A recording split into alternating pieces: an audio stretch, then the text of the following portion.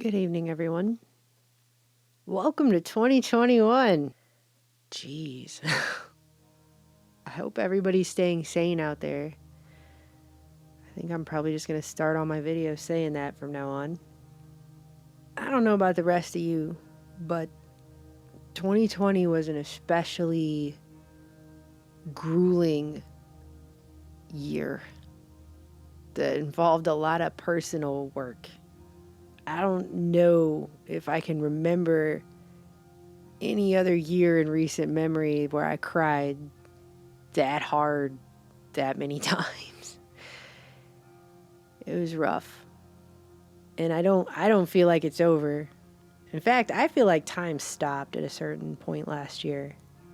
And I don't know that it ever restarted yet, at least not for me.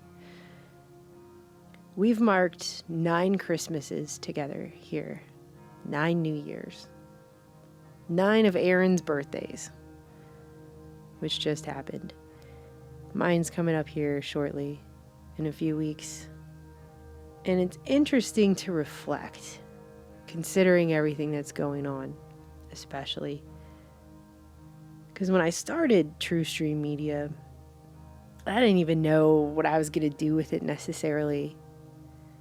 I was not a big public speaker, and at the time, I came to realize a basic lack of truth in a lot of what I was seeing in the world. And I think I chose the name just more like as a joke, as a play on mainstream media than anything else. But this channel has always been this sort of journey towards figuring things out, seeking truth. That's always been what it's been about. Digging into something and trying to find the bottom of it. Ironically, a lot of that has involved not finding a bottom for many things. But we were never the people that said, we have the truths over here. Come over here where the truths are. That was never us. This was always about the journey. This was always about seeking truth. In a world that we felt lacked anything even remotely close to it in so many areas.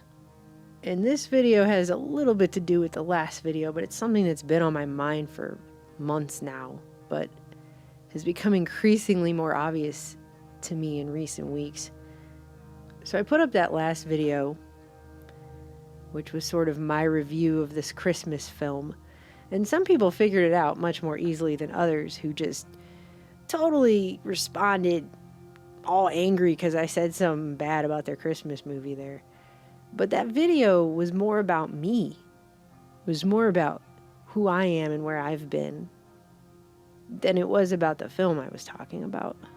But that's the level of 2020. I mean, that's the moment that we're seeing here where you can just go on the record and say, hey, I don't like this movie. Here's like 20 reasons why. And somebody's going to completely become unhinged because you said that.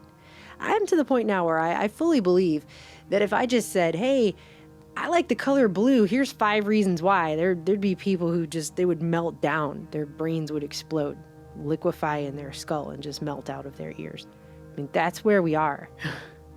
Luckily, I don't personally live in a reality where I feel like I need everyone to agree with me before I allow myself to form opinions and then say those. That's not who I am, and it's not who I'm ever going to be. But some of the anger was just kind of like, really? See, here's the thing. When I watched that movie, I brought with me to that movie all of the experiences that I had been through as a person. Experiences that include my screwed up childhood. So I knew what I was looking at because I personally lived in some of those things, worse than those things. I was removed from an abusive household when I was 9 years old. And it was the kind of place where every type of abuse that can happen to a person happened to me for years. So it took years to escape it. Then it took years upon years to deal with it and really come to terms with it. Not really even so much that it happened or how bad that was, but the layers of the onion around it that then are created. finally this last year culminating in recognizing that I need to forgive myself now. Like I've dealt with the people involved. Like I've recognized that what they were dealing with and why they would behave in such ways. And I've been able to forgive everyone, but I did not realize I never forgave myself. I don't know, I guess feeling like it was my fault somehow, or like I could have even done anything at all, or that I couldn't protect myself. Something like that. It doesn't even make sense though, because I was a little kid. So this is who I am when I watch a movie like that. And at this point in my life, I can look back on all of that and I can say that I don't even regret the worst parts of it, the blackest moments of that, because I know they're a part of how I became who I am, what made me the person I am now, doing this thing that I feel compelled to do. So I could go off on a whole tangent on that movie about how we've all been programmed to laugh at our dysfunction, to make jokes out of our abuse, to make injustice into a big fat joke, instead of calling things out for what they really are and seeing them for the level they are, and saying, even if this is placed within the context of a lighthearted holiday comedy film, it's still not funny. And if we don't stop making jokes about our own dysfunction and our own abuse and take it seriously, we're never going to be able to change it. I could go on a whole tangent about that all day, but that's actually not what this video is going to be about. I learned a bunch of things in 2020. As much as 2020 was seemingly at times like this unrelenting mental nightmare, it taught me a lot. Some of it I already thought I knew too, so there you go. One of the things I learned is that you cannot hide these things from yourself forever. You can't hide those things in your life that some of us do whatever we can to avoid facing the truth on. And I'm not just talking about unexamined trauma, but things we don't even admit to ourselves are trauma. Things we don't admit to ourselves that we do to ourselves because of trauma, or that we do to others because of things that have happened to us. These things become shadows. They become like shadows that will basically stalk you throughout your life. And you can get lost fighting those. These things, they become shadows, and then you don't even realize they're chasing you down. And I've seen it this year that if left unchecked, these things can overtake us. They can make us unrecognizable to ourselves, because I've seen it happen to people that I know personally who do whatever they can to avoid looking into a mirror. They do not want to face themselves. And they start to become the very things they supposedly stand against. It's really sad to see. I mean, people keep talking about right now how we just all need to come together, right? We just need to come together. There's so much division, but if the division is already within because so many people are fractured and refuse to even face themselves, then how is anybody going to come together to stand up in a cohesive way to anything that's going to actually mean anything when people can't even look themselves in the mirror? It's just a question I have. None of this is about judgment. But I think this is why you have some people who expend so much of their energy on things that are outside of themselves, that are going on out there, instead of dealing with the things that are going on in here. So I watched this Christmas movie, and I saw what I saw. Somebody without my experiences may look at that same movie and watch the same movie and see a totally different thing altogether. They will not pick up on that stuff because they don't have those experiences. They've not been through that, so they don't have that perspective to draw upon. And we forget this. We're so used to walking around inside our own heads that we forget that other people have totally different perspectives than us based on whole other lives that were lived that may be nothing like your own. It may be something totally alien to you altogether. But all of that comes with them when they're making perceptions throughout their day about the reality they exist in. may be totally different from yours. Might not have anything to do with the life you've lived. And these experiences and these perspectives, they change how we see the world, how we perceive it. I mean, we've said this before, but it always bears repeating. Your brain doesn't leave your skull. It never experiences the outside world directly, ever. The way that you experience the outside world is through the sense data that's gathered through your senses and interpreted by your brain. But you have lived a totally different life from the guy down the street, and he's lived a totally different life from those people over there. And so everybody's living different whole lives. And when they come to an experience, they are bringing with them that perspective that you may not have. So what they see and what you see may be a totally different thing. And I feel like that's where we are right now. I feel like we are seeing that right now. We're seeing it everywhere. And this is because we don't actually inhabit the exact same reality. To the point that we could all be standing in the same room, staring at the same picture on the wall, and we will not all see the same thing. And I feel like if one thing has been put blatantly on display more than anything else this past year, it may be this. Maybe that's just me, but that's what I see. I mean, there's a reason I think that Burning Man, for example, their theme this year was multiverse, right? And it isn't just because they had it online, because everything's moved online because of everything that's going on.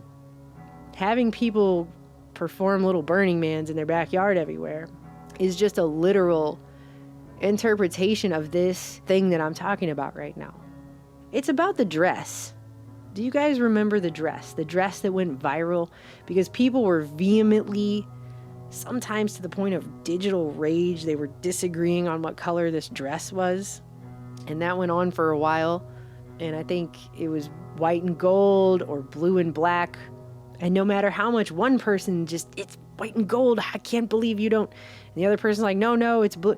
I mean, those people can argue all day long about what color they think this dress is, but it doesn't mean they're ever going to be able to agree on it. Because if one person sees it one way and the other person doesn't, that's really just it. It's a blatant in your face example of what I'm trying to say. The best you have in that scenario is people can agree to disagree. Screaming and stomping your feet and throwing a fit and yelling about what color the dress is not going to make someone else look at it and see it your way if they truly do not see it that way. And I feel like I've seen this play out now many times over, especially in recent months, but increasingly all year, it's just been event after event. There's this reality divide that's happening. It's becoming increasingly more obvious. Something happens, it seems really straightforward. So you think, oh, I know, I just watched this video clip or I listened to this, audio or whatever. I know totally what happened. And then the next person hears it and you see them respond to it and they are 180 degrees different in what they see and hear than what you thought you saw and heard. And it's all dependent on what that person's bringing to the table, what box they're in, what side they've taken, or what labels they've dressed themselves up in, or whatever, right? And they will see something totally different than the next person. I see it all the time. These people commence to screaming at each other online. There's all kinds of hate being traded around. I don't know why, because it's not like that kind of behavior is going to get somebody to hear your point. Like going on the internet and going on social media and insulting someone else because they don't agree with you is never going to make them agree with you. I don't know why people think that. I think it's kind of crazy. I mean, the more people fight, the more their minds get more firmly closed around whatever it is they believe, not the opposite. And so the less they're even able to see each other's point. And I've noticed a lot more people have begun assuming, too. Anything you say, they just attach an assumption to that, and then they start arguing with the assumption they projected. So you don't even have to really do or say much of anything anymore. And someone will assume something, type that, and then start arguing that point, even though it's totally based on their assumption. So they're just fighting with themselves now, which is really just another shadow they're swinging at there, that they are projecting. So you have this situation that's becoming more apparent by the day, that we really are in our own little universes here. I mean, these universes overlap, they coincide, but you're not going to be in someone else's body and brain. Unless this is a really cheesy sci-fi movie, you're probably going to just be in your body and brain. And so therefore, you cannot see the world through somebody else's eyes other than through your own empathy, which is an emotion that's sorely lacking right now. One that we really, I think humanity is desperately in need of more of. And I've seen more people this year than perhaps ever in my life get their own beliefs turned around 180 degrees on themselves. And now they stand for everything they supposedly stood against or spoke out against. But I think more concerning than that is how many people I've seen make excuses for or applaud authoritarianism and make these appeal to authority arguments, which an appeal to authority is a logical fallacy for a very good reason. It relies on opinion and faith in authority figures instead of facts. But being a so-called authority figure does not make someone infallible. Authority figures can also be wrong. They've been wrong this year, they'll be wrong next year. Authority is not the same as fact. And it does not automatically imply fact, but there are a lot of people right now who are trying to make this case. And I think that is a very dangerous road to go down. Because one of the questions that society, I think, we're going to be facing in these coming years with everything that's going on right now is what happens when a person or a group of people want to use coercion, threats, and fear and force to try and make other people who do not agree with them admit the dress is blue when they see the dress is white. To try and force those beliefs, to try and force that faith. You cannot make people believe in something because you do through threats, fear. It doesn't work that way. I mean, even if you put up a phony law and say, we will all take an oath that we believe this dress is blue. And if you don't say the dress is blue, you better pay a fine because that dress is blue. Even if people pay fines, that does not mean in their brain they believe anything. Just because you coerced them or forced them or threatened them or made them afraid, that's not belief. That's not where faith comes from. Threatening people and trying to make them afraid is not where faith comes from. True faith does not come from there. You will not get that. You cannot make people have faith. All you can do is threaten them, and then you can get them to lie to your face and claim they do, just to make you stop. That's actually what happens. People just start lying to make it stop. Doesn't mean they believe anything, even if they take an oath on it and pay a fine and everything else, okay? You cannot force people to believe in what you believe in, and you can't make people think the dress is blue if they think the dress is white. I mean, we can get into debates over whether or not there even is a dress, right? Or if colors actually exist. I mean, that's the level some people are taking it to, and that's a bit far for me where I am right now. I mean, this, like I said when I started this video, this is just all about the journey of where I am. Some of what I've said already, there are other people listening to this going, I already knew that 50 million years ago. Well, good for you. That's awesome. But I have had a harder time really learning some of these lessons. I guess it's just, in my view, it's like 2020 taught a whole bunch of people to just give in to that inner authoritarian, and they're relishing in it, and it's kind of sickening. I mean, it's like we woke up in the Stanford prison experiment, and there are people just popping out of the woodwork with that authoritarian muscle there. They just want to like shove it down people's throats. I saw some people on Twitter just the other day using fear tactics to try and peer pressure libertarians into abandoning their constitutional principles so they can embrace dictatorial authoritarianism. It's so twisted. It's just so utterly twisted. You can't tell people you have to make a choice, first of all. And then once you do, then you get mad when they didn't make the choice you wanted. Which is what we just saw happen, and that should prove to everyone in a very literal way why authoritarianism is a total failure, okay? And will never succeed, ultimately. Telling someone they have to choose is not the same as giving them a choice. That's an illusion of a choice, You want to tell people they have no choice but to choose, then you can deal with it when they run out and choose the exact opposite of what you were trying to force them to do. Because you're actually pushing people to stand up against you when you do that. It's just, authoritarianism is a total failure. We should be able to have respectful conversations with people we don't agree with. We should be able to hear what those people have to say without immediately getting nasty and judging them and saying a bunch of horrible stuff in comments and being all triggered. I mean, this is a fundamental part of the golden rule. It's an aspect of basic human decency, and I feel like in many ways I've seen that thrown out the window with whole segments of the population. And I don't know what it is you think you're fighting for. If you have to get to a point where you're threatening people, trying to force people into doing things, you're calling people names, you're acting horribly hateful and nasty.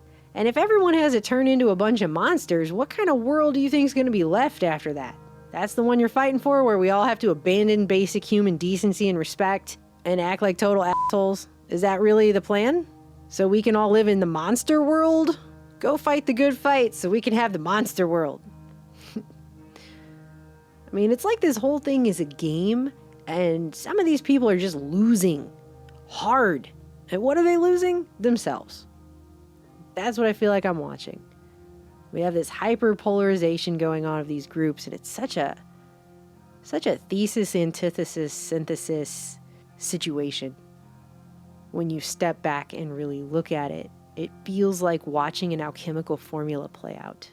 And I think I'm just going to leave that right there. But I also know deep down, just because I can feel it, authoritarianism is not the future. No matter what this short-term situation looks like, there are a lot of people right now. There are a lot more people who are actually stepping back completely and are able to see this from a much wider perspective. And they're realizing now the inherent paradoxes in this system. They're seeing the flaws here on both sides of this, some of this thinking that's going on, and they're able to see the whole thing for what it is. So that's a side effect too. And there's, I think, a lot more people who are rejecting authoritarianism than there are that are embracing it. So I actually feel incredible hope right now, which is coming from a person who's been through a lot. But I feel it, and I'm not going to pretend that I don't.